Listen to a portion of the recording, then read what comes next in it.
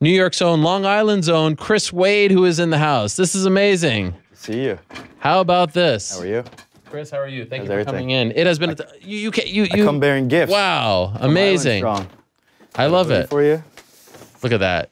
That is nice. Thank you. I appreciate it. Respect. Sure. That's your own company, right? Yes. You own it? I own it with a few partners. Wow, thank you. Yeah. I appreciate it. Yeah. Nice little Hanukkah gift for me. There you go. Thank you very much, Chris. Thank you for that. I appreciate you doing that. Welcome to the show. I must admit, I've wanted to have you in studio. We have a lot in common, Chris. I know. We're sort of like Twitter sports for a while friends. too. I love this place. Thank you. I appreciate it. How long did it take for you to get in? You know, I almost missed it. Really? With what happened with that pipe bomb today. Yeah. I decided to go south to Atlantic. Okay. And I went the wrong way on one of the subways. Oh, no. And I tried to reach out to you, but luckily another guy, he also had gone the wrong way. I was following what he was doing on the subway sign. I realized we're going south. We're not going across into Manhattan. I'm going deep into Brooklyn. I got to get out of here. So I jumped off, and luckily I was able to spin back the other way. I decided to drive in because I didn't want to deal with, well, how crazy is it? Has it calmed down a little bit, or is it still a little nutty? Initially I was going to go into Penn and take the subway down. And then as soon as I woke up this morning, I got the alert, and they were saying everything's shut down up there. Don't even go up there. So I just steered south, and it was very quiet. South. Okay. Yeah. All right. It's terrifying, right? To wake up. It's a crazy world we live in. Like, it's the holiday season. This guy's he's trying to blow people apart on the subway. It's insane. I always talk, I'm always on the subway, and I always mention to my wife, like, I'm shocked, I hate to say it, that something hasn't happened yet on the subway, because it's just like a free-for-all, right? Yeah. There's no security, there's essentially nothing. There's not much. There's so many people. There were a lot of policemen outside of the turnstiles today. I would think. I noticed that they had like 5, 6 guys with like assault rifles, basically, just watching at Atlantic at least. Yeah. Not the regular subway stations, but at Atlantic, yeah. Interesting. All right, well, let's talk about you as we try to transition from something like that, which is kind of crazy. I saw you, did you just announce a fight or a grappling match on Twitter? Yeah, I just announced I'm going to be doing a submission-only grappling match against Sydney Outlaw, who was on the Contender Series this summer. He won his fight. We were supposed to face off in Ring of Combat, but it didn't work out. Back in the day. Yeah, something happened. He got hurt, and he had to pull out like the day of weigh-ins. So it was tough, when you're trying to come up like that. Yeah. It was a setback. But he's a grappling specialist. I'm a grappling specialist, so it should be a good one. Submission only. And you're still in the UFC? I'm a free agent right now. You are? I'm a free agent. Interesting. I didn't know that. Okay. So you didn't have to get permission to do this? No. But, I don't know how exactly it works. I've been seeing guys like Gilbert, Aljo, all kind of if you're not contractually tied to them, you don't really have to ask for anything, right? No. So you fought out your contract? Yes. The last fight against Frankie Perez? Against Frankie. Interesting. I was under the impression that Frankie and I were both kind of, because we had come off a few losses. Yeah. I thought it was one of those like sink or swim kind of deal. Whoever loses this fight, you're out. It's the lightweight division. You know how the lightweight division is. It's stacked. Yeah. So, I feel, obviously you saw my tweets. I feel misled. Yeah. That's where that anger kind of came from. Okay, so let's talk about that. There's a lot to unpack here. I didn't even know that you were a free agent. Yeah. Matt Mitrione was on the show a couple weeks ago. He talked about how Joe Silva, according to him, lied to him about the size of the cage. And then I saw on your Twitter, you were like, oh yeah, I kind of know. I've had my own issues with Joe Silva in the past, who of course is no longer with the UFC. Right. What happened with you? I mean, I think from the jump, he and I just never saw eye to eye and I never had a conversation with the man face to face like this. Really? Never once. The only thing we've done is, shake hands with him, give a little head nod, thank you for the opportunity, I appreciate it. And the way that I heard through my management at the time that he was speaking about me was just like, it was infuriating, Like, what was he saying? I went to redo my contract when I was 3-0. Okay. I guess it's standard. Yeah. If they see that you're trending in a good direction, they're going to re-extend your contract before you get to that last fight. Right. I think probably what it is it gives them a little more leverage. If you win your next fight big, now they're looking at having to really like deal with you, you know? So I did the standard, the 8-8, the 10-10, the 12-12. I put the first guy to sleep in a minute. Yep. It was like one of the quickest debuts. Yep. Dana giving me a hug as I walk in the back. I'm thinking after this first fight, like, my dreams are coming true here. This is going to be amazing. Like, everything I've worked so hard for. I got to the Boston fight in January. It was like you know, maybe 4 months later, and they put me against Lip Hang. Yeah. And I beat him like 30-26, but I wasn't proud of the fight. Too much grappling, not enough, like, too much trying to submit the guy and not enough trying to put him away with my striking. And I won 30-26, but I never watched the fight still. Because I was just like, I was down on the fight, you know? Really?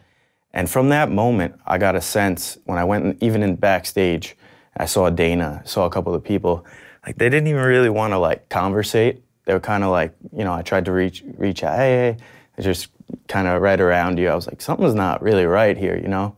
And then it took me 6 months to get my next bout, being 2-0, asking. I'm healthy, me. Yeah.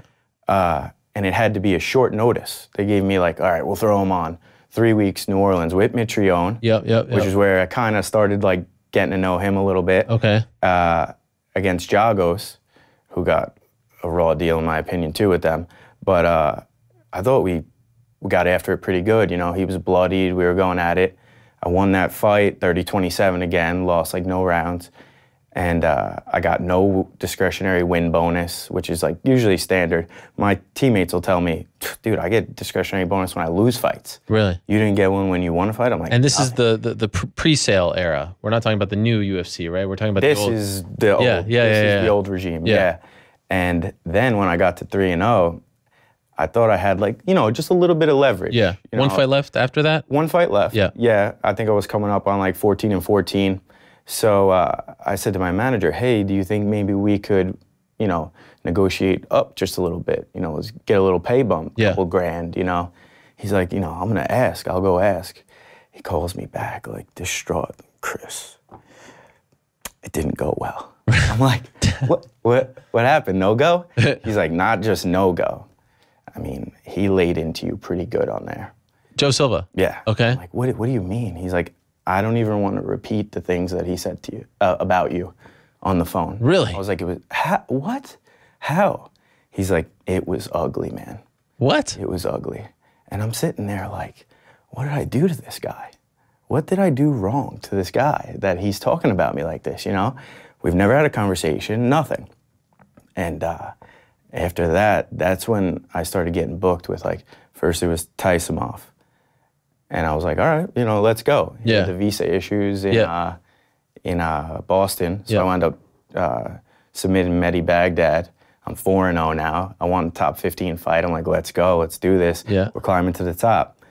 So they give me Mega Madoff in the Netherlands. And he pulls out. And without calling me, they give me Khabilov. Yeah. And I'm like, you know, that didn't seem like standard to me. What do you mean without calling you? Like if someone pulls out, usually you'll have a conversation with them about like, all right, what's our options here? Yeah. Because I wanted a top 15 fight. Yeah. And I wanted to fight in America where I think I'm marketable. You know, I think I'm one of the better looking guys in the division. I think I'm one of the most athletic guys on the roster. I wanted to be promoted. I wanted to fight a James Vick at the time, a Kevin Lee. I wanted my chance on one of these up and comers. Without a conversation, they're like, nah, he's staying in the Netherlands. He's fighting Khabilov, or what, you know, it is what it is. We take it, you know, I don't know if you saw that fight. Yeah. Didn't go my way. And then, so that's 3 of the Russian guys in a row. Yeah. And then my next fight, my manager calls me laughing, but like nervous laughing a little bit. I'm like, what is up? He's like, you're not gonna believe this. He's like, they gave you got to fight, but it's another Dagestani guy. And I'm like, no, it's not. Who is it? So he tells me Islam. I wasn't familiar with him at the time. Okay. But he told me that there was like a PED issue.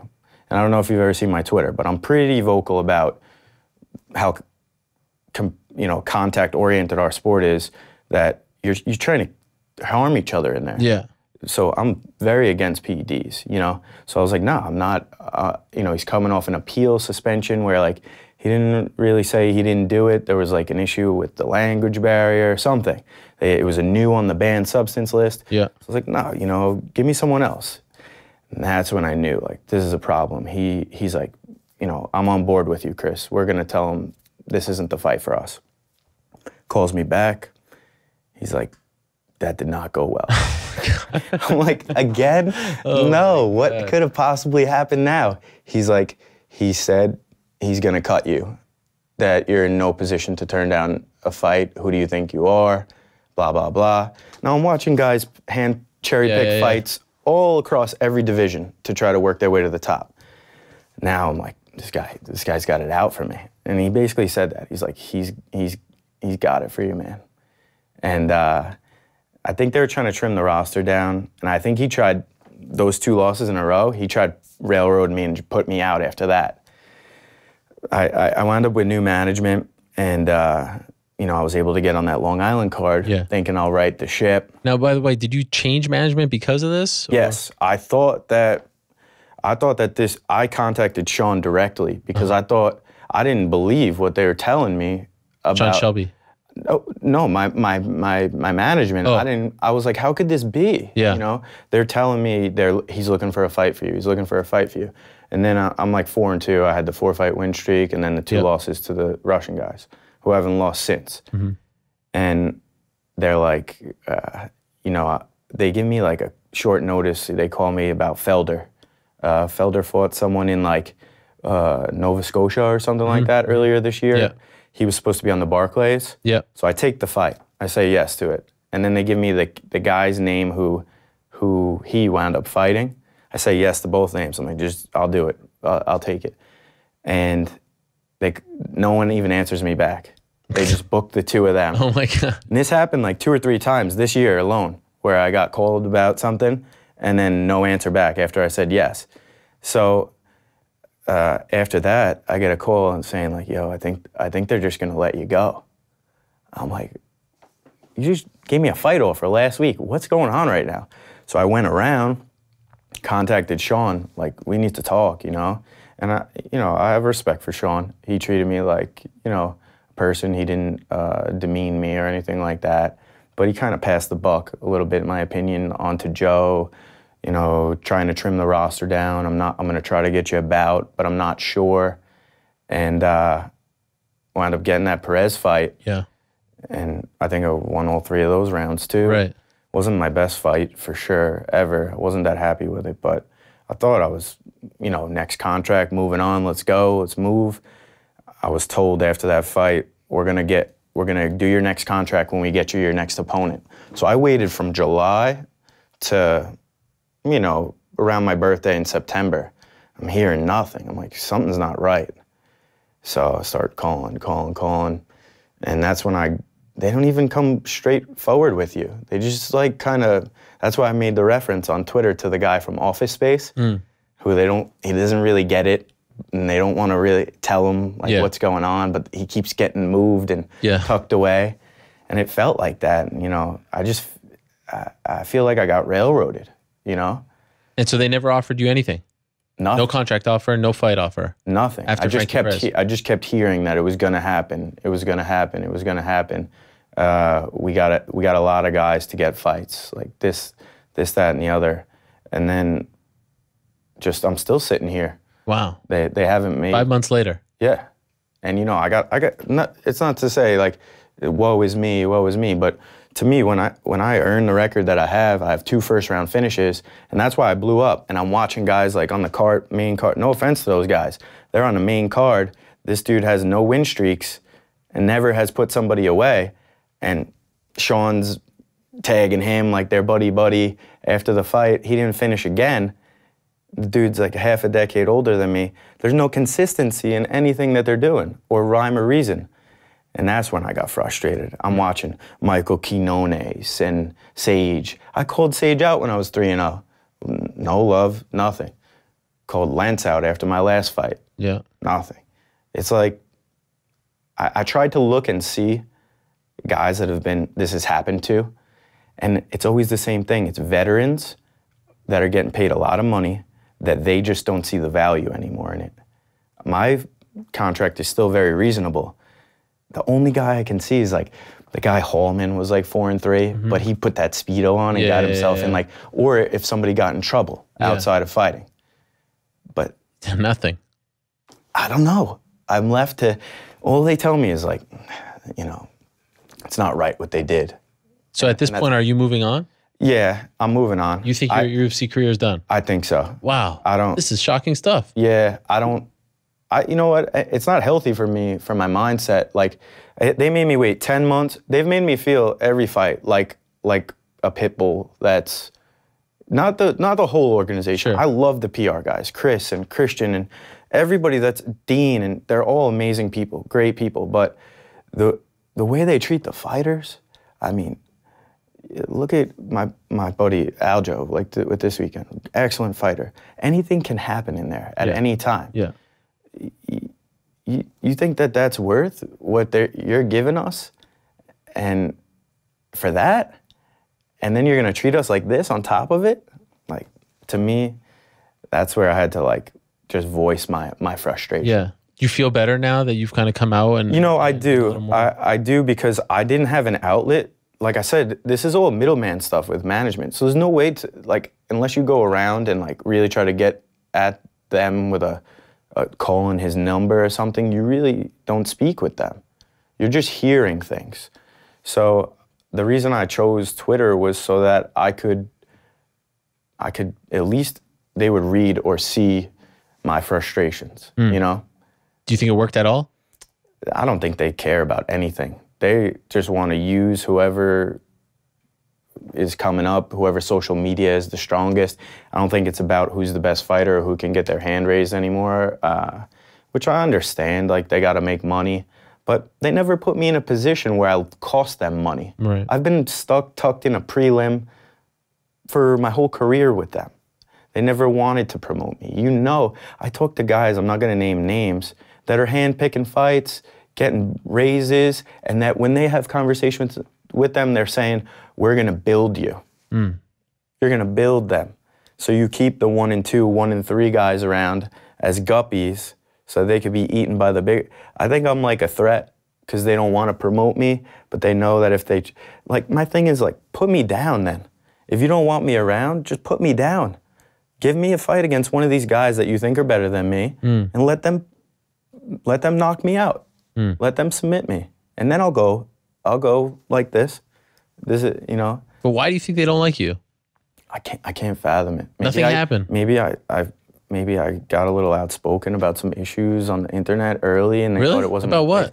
I don't know. You know, I jumped in briefly into the like fighter union thing and into like feeling like we don't make enough money. Maybe someone saw stuff and was like, "This kid's," I don't know. You spoke a little bit about your clothing line, right? Yes. You were disappointed that you couldn't wear it. Yeah, the Reebok deal. I was disappointed that I can't represent Island Strong in my company, you know, and make double, triple the income for my family. Right. Because of this deal. And that. So I don't.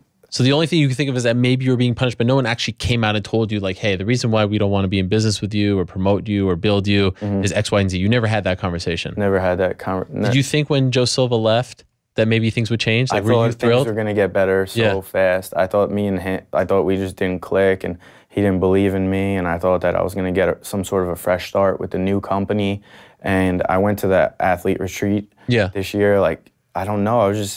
I had such a positive outlook on 2017. I thought it was like, I had a rough 2016 personally. Sean and we had a brief phone conversation. I know he went through some stuff with his family, and I went through some things, and I said it in a post on Instagram that I shouldn't have been in the cage in 2016. I should have been taking some time off. There's no excuses for, I went in there, I chose to sign those contracts, and I went in there at the end of the day, but the lack of compassion like that they have for you as human beings, it was just insulting. Wow. What happened in 2016? Do you mind if I ask? I just, a single dad now. Okay. So I was living with, her mom, and that it kind of all fell apart like around that time. Okay. Right when I was in the Netherlands, like that first fight. Oh wow. So my head was just elsewhere. Like I couldn't put body weight back on after I made weight for my fight. It was just 2020 hindsight. It was a foolish move to be in the cage at that time, and it didn't do my career any justice. How old is your daughter? She'll be 4 on the 9th of January. And she lives with you?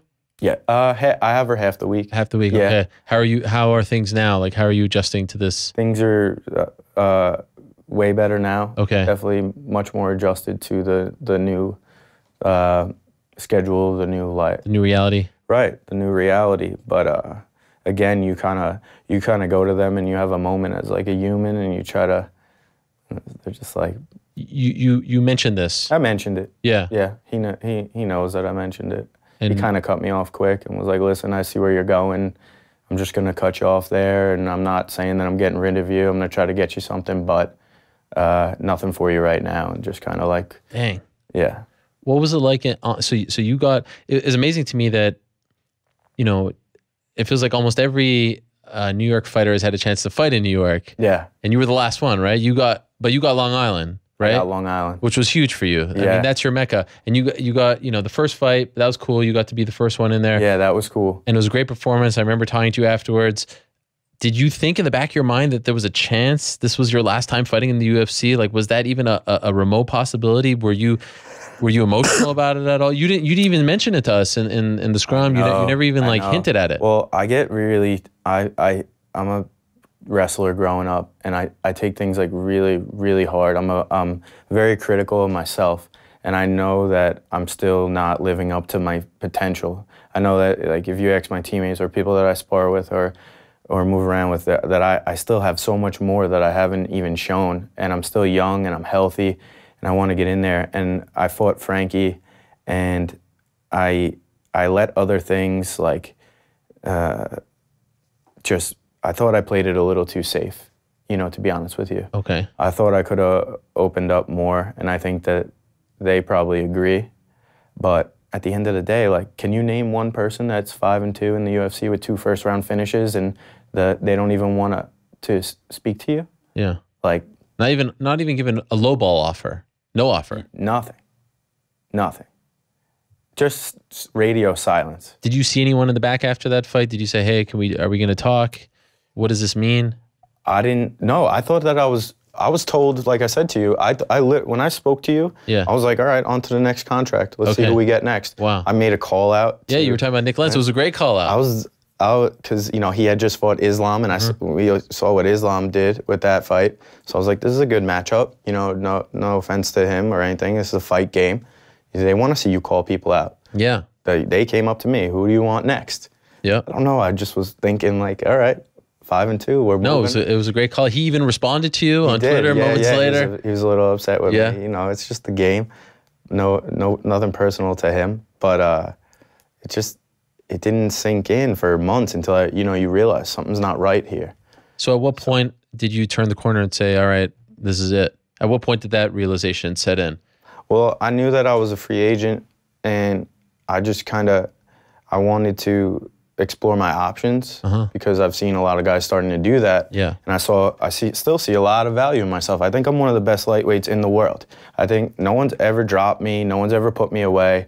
And I think I'm extremely marketable. I think I speak well. I think I look the part. So I was like, let's field some stuff. And I kind of got like, no, we're getting you the next deal here. This is where you belong. So where'd you get that from? Well, the people that I'm with now. Your management? Yeah. Okay. So I just, I was like, yeah, let's do that. Because at the end of the day, I'm just a competitor. Like I heard Daniel on before when I was sitting in the thing. Like those losses are going to eat at me forever. But I just want I want to be in the UFC because I want a chance to compete against the best of the best. The best guys that, the sport has to offer. And that was my goal always, was to climb and to test myself, just like wrestling. You win a match in a big tournament and you advance to the next round. Yeah. And that's not how this sport goes. This sport goes about, you could be a schlep and have 2 fights, and if your social media following is 2 million, you can put gloves on. Right. To me, it's like, I didn't get into this thinking that. I got into this when I saw Bonner fight Griffin, when I was watching Liddell and Couture and George St. Pierre and all these guys, that like it wasn't about all the extra, it was about like getting in there and winning. And you have to adjust on the fly, I guess. But it's hard to when you come from a sport like wrestling where it's like a humble, get your hand raised, keep your head down, get to the next round. Don't take anyone for granted. You know, don't give anyone extra reason to fight or wrestle above their level. Right, right. And just and get them. Has this turned you off from the sport? Have you reconsidered? I've been battling. I mean, I've been battling in my mind whether, you know, this is worthwhile for me to continue for the last like 4 months, to be honest with you. Just because, like, when you're healthy and you're going to practice every day and you're investing your time in this and this is your passion and your dream, and like, and you're, you know, I think it's like 715 my win percentage or something with them, and like they're treating you like you're 2-5. It's just like, it's demoralizing. Right. You know, you got to summon everything you have as a person to stay focused and to keep improving and to keep getting in the gym and to keep working out despite no word on stuff, you know? So do you think there's a chance you may never fight again? I mean, I want to fight again. I want to chase, you know, to me now at this point, I'm looking to move on. Bellator, you know, PFL. I want to be somewhere where someone wants me to be there. I want a positive relationship with my company, not to feel, you know, you wouldn't want to come to work every day for years or whatever, like, and your boss just like, sure, you know, basically just spitting at you when you come by like you're nothing. You'd be like, this place, I don't want to work here. I'm moving on. Right. So I think we just have to, you know, I think it's best to just take it in another direction. Have you had any, or your management had any conversations with any other organizations? I mean, we've just started to, because of the fact that, like, I honestly did not think that this was going to be an issue at all. You know, I see who's out there getting fights. I'm not a dumb fighter. I see what they're capable of, and it's just not up to who I am. Some of it. Considering, you know, what's happened, if let's say they hear you and say, yeah, we messed up, you know, we're going to figure this out. Do you even want to go back at this point, or is the damage, you know, so deep? Like, did they do you wrong in your mind so much that you're kind of over it? Would you ever consider going back? Yeah, I would consider. Like I said to you, like, despite the way things have gone off the jump with Sean, like, I do have respect for him. I think that he does a good job, like, putting together matchups. And when we did speak, he wasn't demeaning to me. He didn't curse at me. He didn't tell me that I'm not, you know, this or that. And, you know, I've never had that conversation with Dana or anyone where I felt that way. It was just really Joe that I heard those things being said about me. So the people that are there now, I don't have anything against them or the organization. I just feel like I got railroaded. I feel like they were like, this kid's not going to lose, but it's going to be tough to, like, put him down. There's really no Russian guys left for Sambo champs to, like, try to stuff him, you know? So we got to just, like, you know, put an end to it. So is this why you're taking that grappling match in January? I'm taking the grappling match just to do something and be active, you know. It's been so long. It's July, the last time I stepped in the cage, and it was 10 months before that. Right. And no injuries, right? No, I'm healthy all the time. That's the thing. I make weight every time. Right. I go to every PR event they've ever asked. I make weight every single time like a professional. I don't do anything that's going to embarrass them, cursing on TV, whatever they tell you not to do. I take pretty much every bout that I'm given, whether it's 2 weeks or 2 months. There's no value in that. Guys can't get healthy. Guys can't fight. You know, I feel like my value's up here. So. I know you're not that kind of guy, but I also know that the Long Island MMA community is pretty tight-knit, even though you're not all under the same, you know, I feel like people think of Long Island and they think of, you know, Sarah Longo, but there's other gyms, right? Yeah. As you know. Yeah, you think of, I hear that a lot. Like, so do you train down with Weidman? Right, exactly. Like, I bet. If they don't just call me Weidman, which I get constantly. Do you? Oh, yeah. They don't care. I'll get a DM that's like, you're going to be champ again soon. Like, I guess the W and the last name, Chris. Yeah, that's all it takes is Chris and the W. But is it tough to see some of these other, you know, guys, your friends, you know, part of the same community. They're getting opportunities. Yeah. And you're like, you know, I'm healthy. Where's my MSG fight or things like that? It's really, really hard. It's been one of the biggest challenges in my life, to tell you the truth, to sit there idly and be supportive. You know, like I love all I want is to see my Long Island guys win every single time by finish, and I want their careers to be the best that they could possibly be. I wish them nothing but the best, but it's hard when you know that you're every bit as good as those guys, and you have everything, if not, you know, more in some aspects. Yeah. And, you know, you're being treated as if it's the opposite. Do you have regrets? Like you mentioned the Frankie fight, and I don't blame you for playing it safe, quote unquote. You were on a 2-fight losing streak. You thought you were fighting for your career. I did. You got to get the W, right? Yeah. But can you look back at the entire 7-fight run and say, unfortunately in this sport, as you know, wars and that's what stand and bang gets, you know, way more rewarded than a guy who just consistently wins, right? Right. Do you wish that you did that more, or is that just not the smart? I mean, like, you know, you hear all these things about CTE and stuff like that. It's not smart to do that, but yet. I think that's one of the issues they see with me, is like I'm outspoken a little bit about stuff like that. Like, I'm smart. I know what you pay me. I know you don't take taxes out. And I know I have a daughter at home. I'm a 30-year-old man. This is going to end for me in 5 or 6 or 7 years regardless, because it's just the nature of professional sport. Unless you're, you know, one of those guys like Randy Couture. Right. It's just, you have this long, illustrious career. But see, I made a comment on Twitter. I said, they came out with a poll that 9 out of 10 NFL players that didn't matter the position had CTE. So I said that means 11 out of 10 pro fighters have CTE. Because if you just watch their fight, do you know how many fights I got in practice just to have that one fight? I'm fighting people that are, you know, elite athletes 3 times a week to get ready for this bout. So the amount of blows you're taking to your head and to everything, there's definitely some like, oh man, this is a rough sport to be in. But at the end of the day, it's still my passion. It doesn't deter me from going in there, but I definitely try to fight smart. I'm not like these guys that are just like, oh yeah, he wants to give me an opportunity. I'm gonna lock my feet to the floor in the middle, put my chin down and swing overhands like I'm at a 7-Eleven parking lot and the guy took my spot. Right. Because that's what these 2 guys that are sitting right here think is marketable. Right. I mean, I'm gonna try to hit you and not get hit. Right. Hit you again and not get hit. Right. And catch you and kick you and drop you. Right. Put you away. Yeah. And you know, maybe that's just not what they want to see. So, you know, at this point, you're out there. You're fielding offers, or hope to be fielding offers soon. Yeah. And you'd like to get back in there sooner rather than later. Yeah, I want to get back in the cage ASAP. Okay. ASAP. It's unbelievable. I mean, I had no idea that this was the case. You kind of played this close to your vest.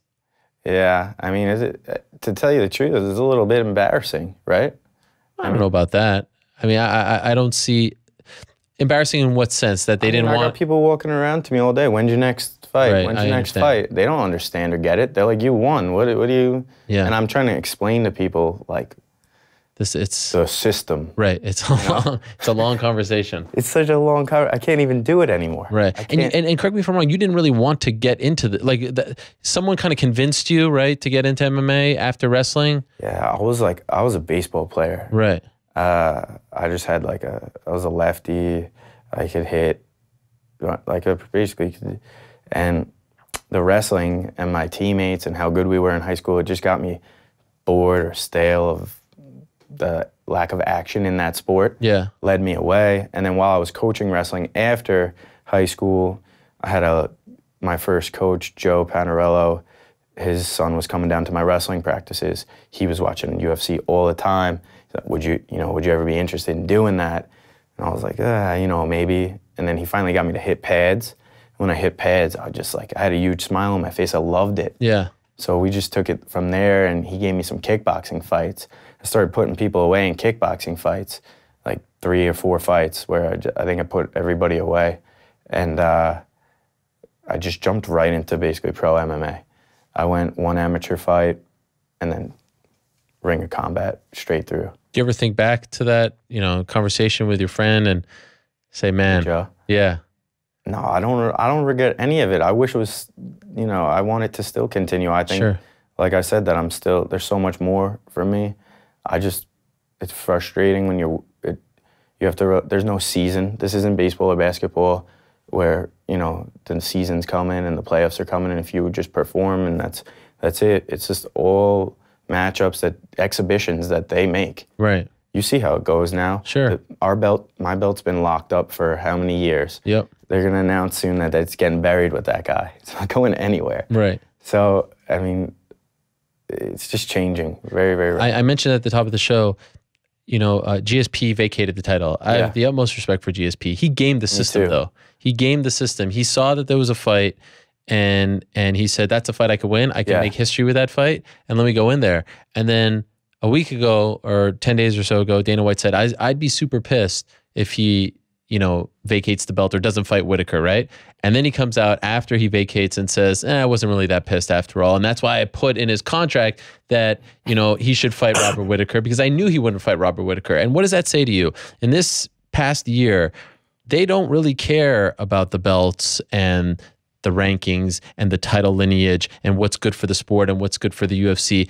It's how can we make the most amount of money on that particular night? And the way that they can make the most amount of money is have GSP fight at MSG, and they would do it again. Like, I hope no one thinks for 1 second that they're mad at GSP or that they would do something different if given. As soon as he's ready, he'll be probably back at that venue, or he'll be in Canada. Things have changed. Yes. Things have changed. Because they sold the company for so much and they need to make back that money. They need to do whatever it takes. That's why they're offering fights to Nate Diaz against Tyron Woodley. They're trying to do whatever it takes to make the most amount of money on each pay-per-view. Trying to make it back. And it's a tough spot for someone like you who, for whatever reason, they feel like isn't going to move that needle for us, isn't going to get, so like, but you're expendable, right? Where was I that I didn't move the needle? Right. You never got that shot. The time the first time I choked the guy out in a minute, he tweets 2 words like, "Wow, Wade, I got like 8,000 extra followers in like an hour," and he comes and greets me in the walkway, giving me a hug. That's how you start the card. That's how you start a show. And so you could just see it's up to them to build. They can build you in a heartbeat if they want to. Right. The access they have to social media, they could build you in the blink of an eye. You could be relevant all over the place if they want it. But if they don't want it, they could bury you so far in the basement. And you're left to promote yourself, which is difficult when you can't really get in there and move that needle, like you said. Right. What kind of gym videos can I possibly put up that's going to get me 5,000 followers today? Sure. And then maybe you could go calling out the world and causing a ruckus and get arrested maybe. And, yeah, you could call out everybody and then have to look over your shoulder when you're walking all over the place. But I guess that's a new method too, So you watch, so I know you're a big sports fan. Big. Because I see on your Twitter, so Knicks, Rangers, who's number one? Like, who's the number one team? Unfortunately, the Mets. The Mets? Yeah. Interesting. I just saw Giancarlo Stanton holding up the jersey. Collusion. Mets, yes. It's collusion. You hate it. How do you take a Hall of Famer from that organization? He buys a team that's in financial dire straits. You think that's what happened? He needs to right the ship. Yeah. This guy has a no-trade clause. No, here's my thing. How are you the National League MVP? The best player in the whole league. 59 homers. Yes. Yeah. And you get moved. I understand the contract is huge. I get it. I know the money was it was a bad mistake by the Marlins ownership. Horrible ownership. But that doesn't require you to mortgage one piece of your future at all. They wanted Castro gone because they want Torres to play anyway. So they did them a double favor. It's amazing.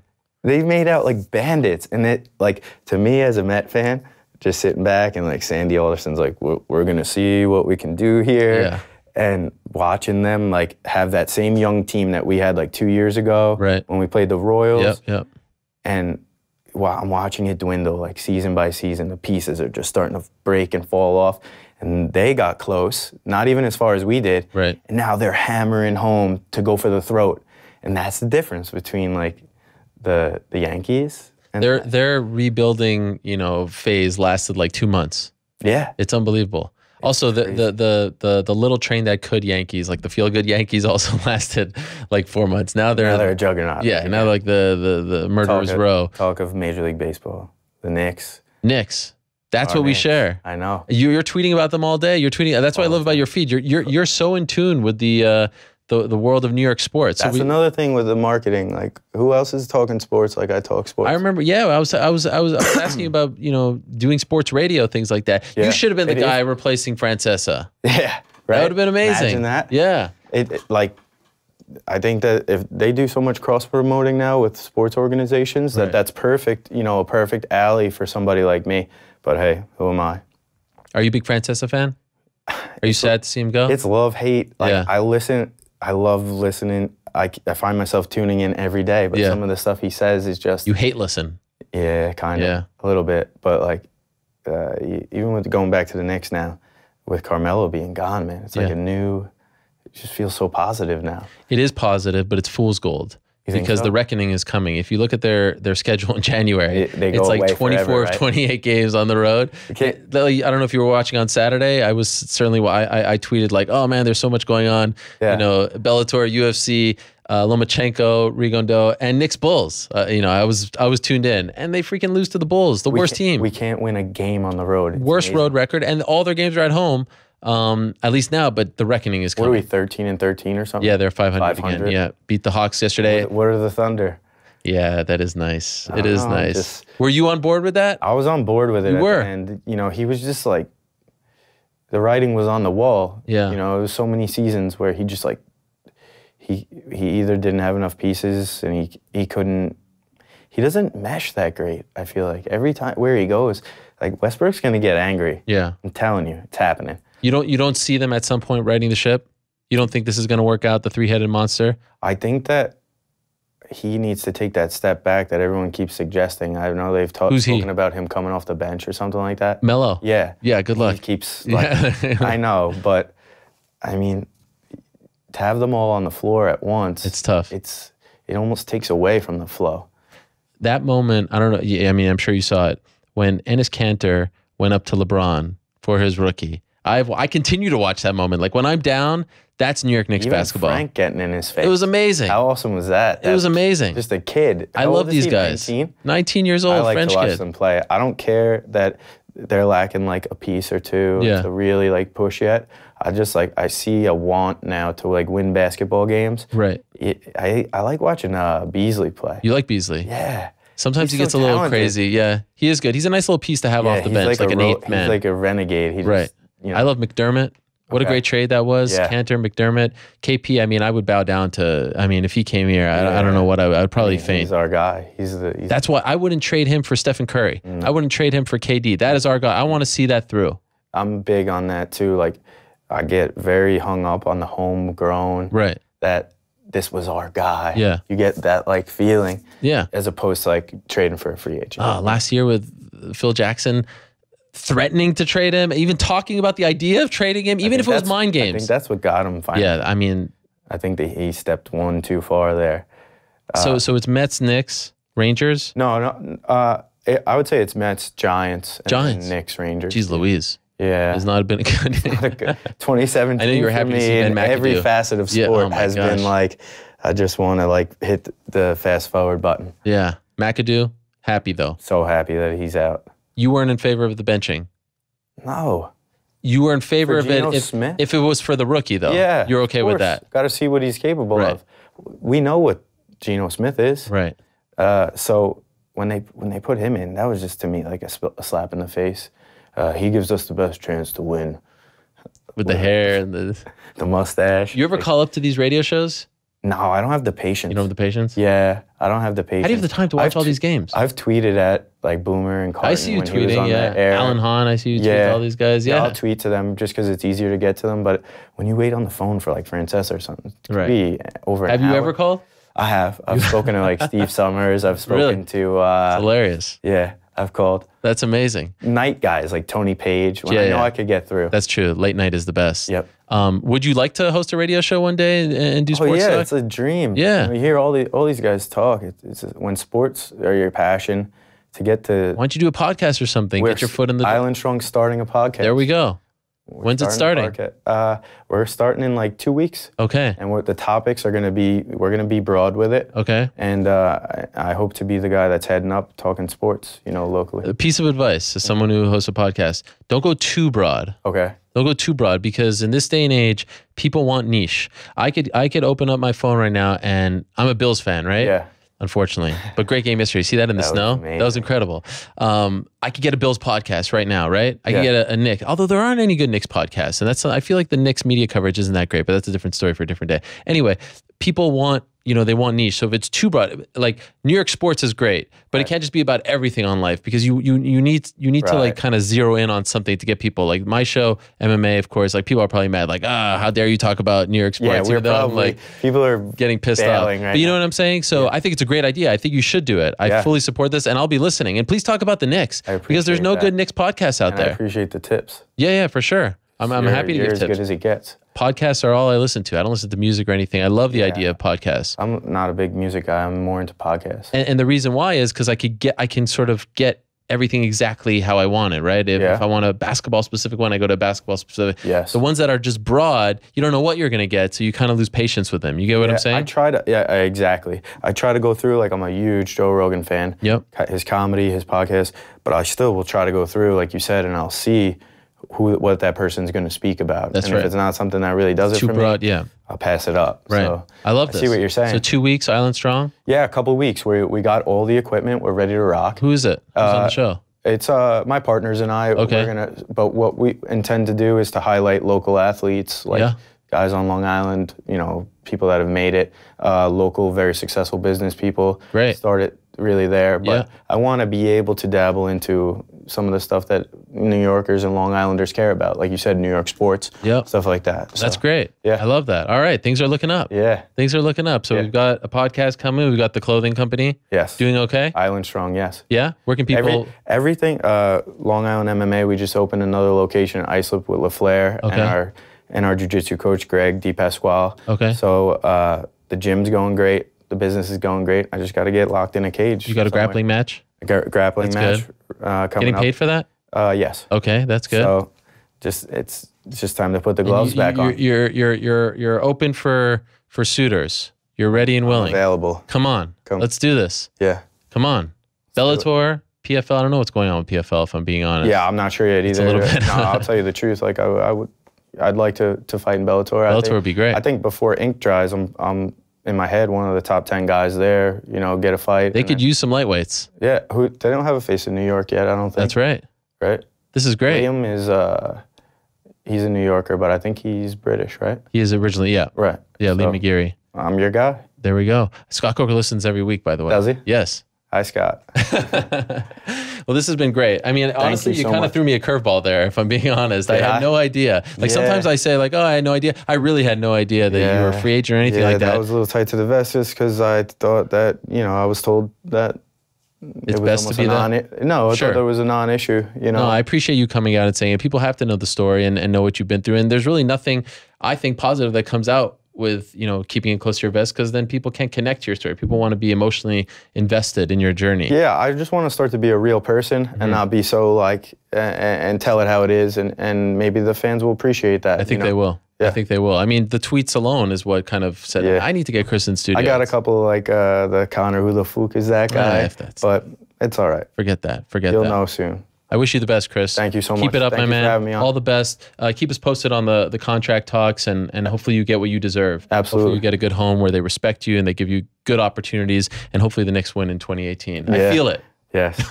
Okay, let's just stick to the playoffs. Maybe the playoffs would be I'll take playoffs any day of the week. Let's start there. Awesome. And thank you for the gift, too. Anytime. Awesome. If you want anything else, you just let us know. I appreciate it. There he is, Chris Wade. My man Joe's going to actually walk you out here. All right. Thank you so much, Chris. Thanks for making the trek, especially on a very busy day in New York, a hectic day. There he goes, Chris Wade, one of the very best lightweights in the world. Let's get this man a job. Let's get this man a home.